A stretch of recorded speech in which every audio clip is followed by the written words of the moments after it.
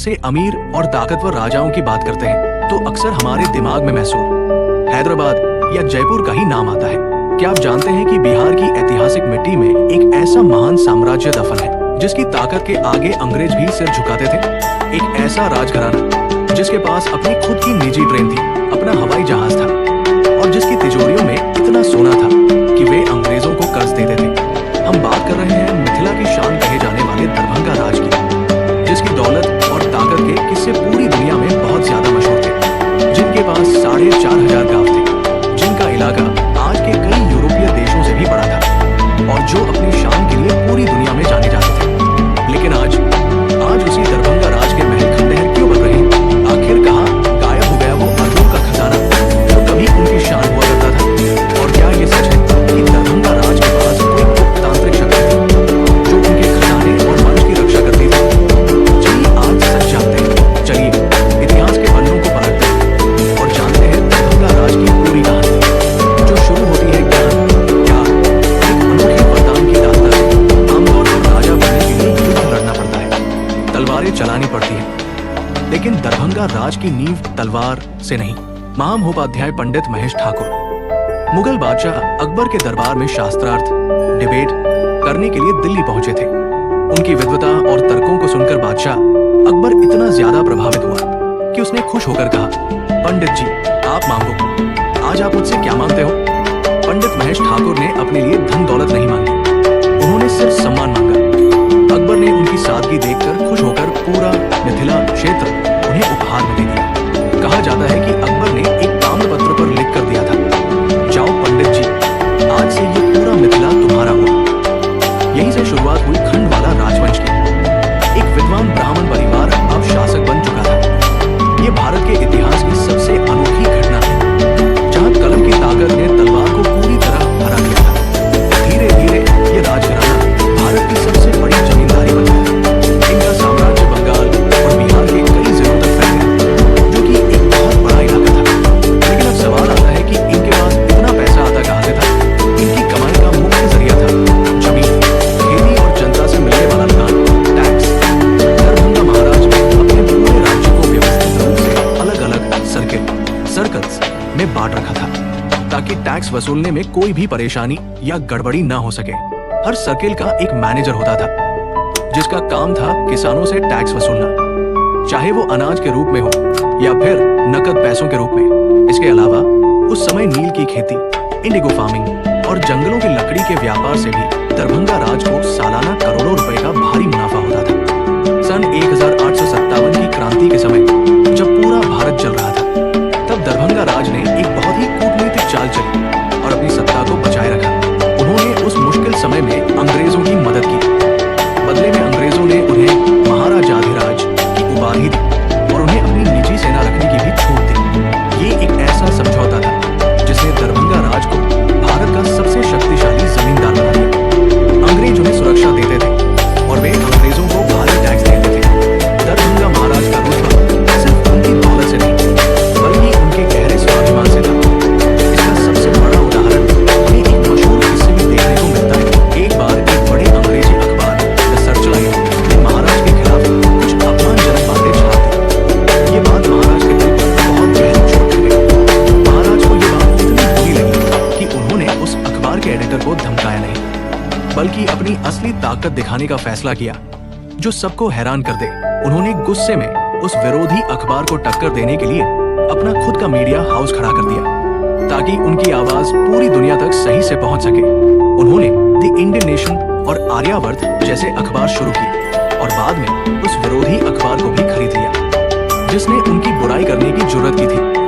ये उनका तरीका था पूरी दुनिया को बताने का कि दरभंगा महाराज से पंगा लेना किसी के लिए भी आसान नहीं है, चाहे वो अंग्रेज हो या अखबार। दरभंगा राज अंग्रेजों के करीब जरूर था, लेकिन उनका दिल हमेशा हिंदुस्तान के लिए धड़कता था। वे देश की आजादी के लिए भी अंदर ही अंदर काम करते थे। सन 1934 में जब बिहार में भयानक भूकंप आया और चारों तरफ तबाही मची, तब महात्मा गांधी खुद हालात का जायजा लेने के लिए बिहार की यात्रा पर आए। हैरानी की बात यह है कि गांधी जी, जो हमेशा सादगी की मिसाल थे, वे दरभंगा महाराज के खास मेहमान बनकर उनके आलीशान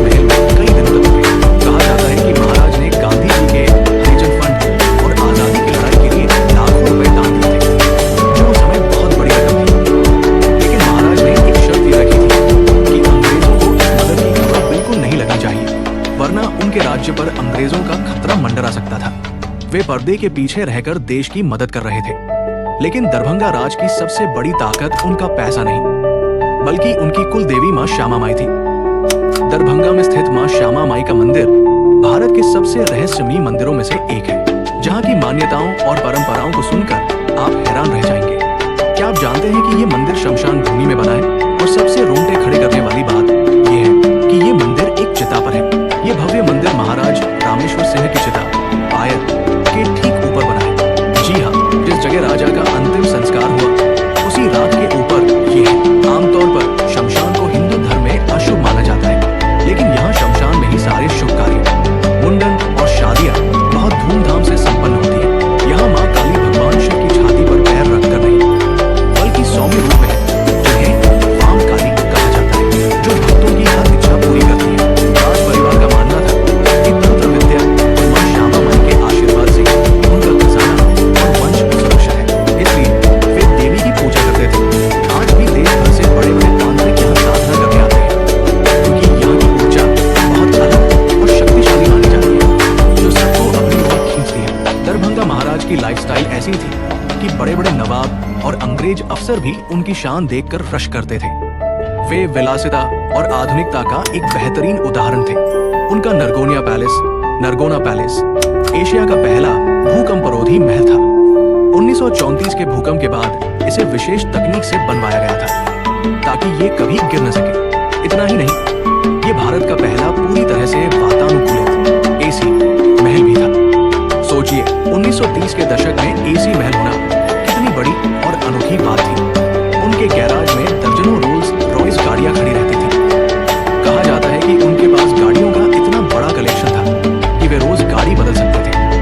फ्रांस की रानी मैरी एंटोनेट का मशहूर और बेशकीमती नौलखा हार भी एक समय दरभंगा के खजाने की शोभा बढ़ाता था, जिसे देखने के लिए लोग तरसते थे।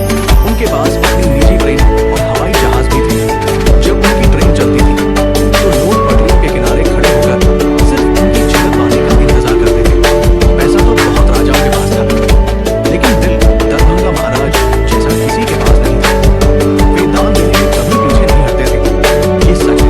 जब पंडित मदन मोहन मालवीय बनारस हिंदू यूनिवर्सिटी बनाने निकले तो सबसे बड़ी आर्थिक मदद दरभंगा महाराज रामेश्वर सिंह ने ही की थी, जो एक इतिहास बन गया। उन्होंने शिक्षा के लिए इतना दान दिया कि अगर आज हम उसका हिसाब लगाएं तो वो अरबों रुपए होगा। वे चाहते थे कि भारत के बच्चे खूब पढ़ें। कलकत्ता यूनिवर्सिटी की लाइब्रेरी हो या बिहार के संस्कृत विद्यालय, दरभंगा राज ने मैथिली संस्कृति और भारतीय ज्ञान को बचाने के लिए अपना शाही खजाना हमेशा खुला रखा। वे जानते थे कि अगर हमारी भाषा और संस्कृति में समाज की पहचान भी धीरे धीरे खत्म हो जाएगी, इसलिए उन्होंने संस्कृति को बचाने का काम किया।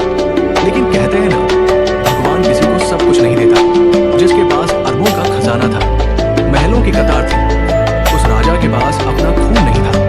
दरभंगा राज के आखिरी महाराज कामेश्वर सिंह की अपनी कोई संतान नहीं थी। ये इस महान और शक्तिशाली वंश का सबसे दुखद और कमजोर पहलू साबित हुआ। इतनी बड़ी रियासत, लेकिन उसे संभालने वाला कोई सीधा वारिस नहीं। इसे राजघराने का दुर्भाग्य कहे या कोई श्राप कि इतनी बड़ी रियासत बिना वारिस के बेसहारा हो गई। सन 1962 में महाराज कामेश्वर सिंह की अचानक मृत्यु हो गई। उनके जाने के बाद दरभंगा राज का सूरज हमेशा के लिए अस्त होने की कगार पर आ गया। जिस खजाने की रक्षा के लिए कभी पूरी फौज खड़ी रहती थी, वो महाराज के जाने के बाद अपनों की ही लड़ाई और लालच में बुरी तरह लुट गया। परिवार के सदस्यों में संपत्ति को लेकर विवाद हुए। भाई भाई से लड़ने लगा। अरबों की दौलत, सोना चांदी, जमीनें, सब कोटक चहरी और लापरवाही की भेंट चढ़कर बर्बाद हो गई। जिसे कभी मिथिला का सूर्य कहा जाता था, वो बिना वारिस के अस्त हो गया। महलों की देखरेख करने वाला कोई नहीं बचा और दीवारें कमजोर पड़ने लगी। कीमती सामान, पेंटिंग्स, फर्नीचर और गहने कौड़ियों के दाम बिकने लगे। जो महल कभी राजा की शान थे, वे अब धीरे धीरे वीरान खंडहरों में तब्दील होने लगे। 1947 में भारत आजाद हुआ। लोकतंत्र आया और उसके साथ आया जमींदारी उन्मूलन कानून। इस कानून ने राजाओं की दुनिया को पूरी तरह से बदलकर रख दिया था। एक झटके में राजा से उनकी सारी जमीनें ले ली गई। जो महाराज कल तक 4500 गांवों के मालिक थे, अब उनकी रियासत सिर्फ कागजों में सिमट गई थी। ये दरभंगा महाराज के लिए एक बहुत बड़ा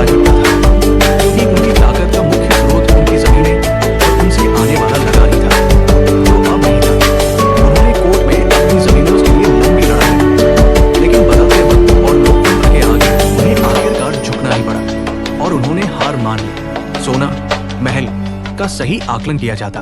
अगर आज दरभंगा महाराज जिंदा होते और उनकी पूरी संपत्ति, जमीन, तो वे शायद दुनिया के सबसे अमीर आदमी होते।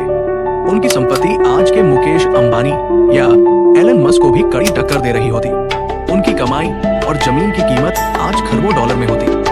आज दरभंगा के वो आलीशान महल या तो यूनिवर्सिटी बन चुके हैं या फिर सरकारी दफ्तरों के रूप में इस्तेमाल हो रहे हैं, जहां अब बाबू काम करते हैं। लेकिन मिथिला के लोगों के दिलों में दरभंगा राज आज भी जिंदा है, अपनी संस्कृति, श्यामा माई के आशीर्वाद और अपनी दानवीरता की वजह से, जिसे भुलाया नहीं जा सकता। दरभंगा राज का इतिहास हमें ये भी सिखाता है कि सत्ता और संपत्ति कभी भी स्थायी नहीं होती। वक्त का पहिया हमेशा घूमता रहता है, ये अटल सत्य। जो लोग कल तक हजारों गांवों के मालिक थे, आज उनके वंशज एक सामान्य जीवन जीने को मजबूर है। समय राजा को रंग और रंग को राजा बनाता है, लेकिन जो अच्छे कर्म और दान उन्होंने किए, वे आज भी समाज के रूप में हमारे बीच जिंदा है। उनके बनाए स्कूल और मंदिर आज भी सेवा कर रहे हैं। दरभंगा राज ने साबित किया कि असली राजा वो है जो अपनी प्रजा और संस्कृति की चिंता करता है, न कि सिर्फ अपने खजाने और ऐशोआराम की। महलों के अंदर रानियों के लिए एक अलग दुनिया थी, जहां बाहरी पुरुषों का प्रवेश पूरी तरह से वर्जित होता था। वहां की सुरक्षा व्यवस्था बहुत ही सख्त थी। कहा जाता है कि महल के अंदर ऐसे गुप्त रास्ते और सुरंगें थी जो आपातकाल में राजा और उनके परिवार को सुरक्षित बाहर निकाल सकती थी।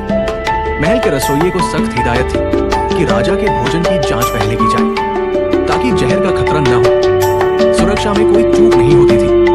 दरभंगा महाराज के कपड़े और सामान सीधे पेरिस और लंदन से आते थे। वे फैशन और स्टाइल के मामले में उस दौर में बहुत आगे माने जाते थे। उनके दरबार में हर दिन सैकड़ों लोग अपनी फरियाद लेकर आते थे और महाराज सबकी बातें सुनकर न्याय करने की पूरी कोशिश करते थे। कोई खाली हाथ नहीं जाता था। उनके पास अपनी खुद की पुलिस फोर्स भी थी, जो रियासत में कानून व्यवस्था बनाए रखने का काम करती थी। अपराधी उनके नाम से ही थर-थर कांपते थे। अपराध करने पर सजा देने का अधिकार कुछ हद तक दरभंगा महाराज के पास सुरक्षित रहता था। हालांकि बड़े मामलों में अंग्रेज सरकार का दखल होता था। महाराज कामेश्वर सिन्हा को फोटोग्राफी का भी बहुत शौक था। उन्होंने कई ऐतिहासिक पलों को कैमरे में कैद किया। उनकी तस्वीरें आज इतिहास का एक अहम हिस्सा है। उनके द्वारा खींची गई तस्वीरें आज इस दौर के इतिहास और रहन-सहन को समझने का एक महत्वपूर्ण जरिया बन गई है, जो एक अनमोल धरोहर है। वे शिकार के भी शौकीन थे और अक्सर जंगलों में अपने मेहमानों के साथ शिकार पर जाया करते थे। ये राजाओं का एक पसंदीदा खेल हुआ करता था। दरभंगा राज के हाथी भी बहुत मशहूर थे, जिन्हें विशेष अवसरों पर सोने और चांदी के भारी आभूषणों से सजाया जाता था, जो देखने लायक होता था। दशहरे के मौके पर दरभंगा में एक भव्य जुलूस निकलता था, जो आज भी लोगों की यादों में बसा है। पूरा शहर उस दिन जश्न में डूब जाता था। इस जुलूस में महाराज हाथी पर सवार होकर अपनी प्रजा को दर्शन देते थे और लोग उन पर फूलों की बारिश करते थे, मानो कोई देवता आ गया हो। दरभंगा राज ने रेलवे के विकास में भी मदद की थी, ताकि उनके इलाके में व्यापार और आवागम बढ़ सके। उन्होंने अपनी निजी रेलवे लाइन बिछवाई थी, जो बाद में भारतीय रेलवे का एक महत्वपूर्ण हिस्सा बन गई। आज भी उत्तर बिहार में रेल का जाल बिछाने का श्रेय काफी हद तक उन्हें जाता है। भूकंप आने पर जब दरभंगा का पुराना महल क्षतिग्रस्त हुआ, तो उन्होंने हार नहीं मानी, बल्कि उसे दोबारा और भी ज्यादा मजबूत और सुंदर तरीके से बनवाया। 1934 के भूकंप ने पूरे मिथिला को हिला दिया था, लेकिन महाराज ने अपनी इच्छा शक्ति से फिर से सब कुछ खड़ा कर दिया, जो उनकी हिम्मत को दर्शाता है। उनकी इच्छा शक्ति और प्रबंधन क्षमता ने साबित किया कि वे सिर्फ नाम के राजा नहीं, बल्कि एक कर्मठ नेता थे, जो मुसीबतों से लड़ना जानते थे। आज के दौर में दरभंगा राज के महलों को हेरिटेज होटल में बदलकर पर्यटन को बढ़ावा दिया जा सकता है, जैसे राजस्थान के उदयपुर और जयपुर में हुआ है। राजस्थान के कई राजाओं ने ऐसा किया है और इससे उनकी विरासत और कमाई दोनों सुरक्षित बची हुई है। लेकिन बिहार में ऐसा अभी तक नहीं हो पाया है। बिहार में पर्यटन की कमी और उदासीनता के कारण ये अनमोल खजाना धीरे धीरे बर्बाद हो रहा है, जो कि हम सबके लिए एक बहुत ही शर्म की बात है। हमें ये सवाल पूछना होगा कि आखिर हम अपनी ऐतिहासिक विरासतों के प्रति इतने लापरवाह क्यों हैं? क्या हमें अपने इतिहास पर गर्व नहीं करना चाहिए? दरभंगा राज सिर्फ एक परिवार की निजी संपत्ति नहीं, बल्कि पूरे बिहार और भारत की एक साझा धरोहर है, जिसे बचाना हम सबकी नैतिक जिम्मेदारी है। इसके संरक्षण के लिए सरकार और समाज दोनों को मिलकर आगे आना होगा।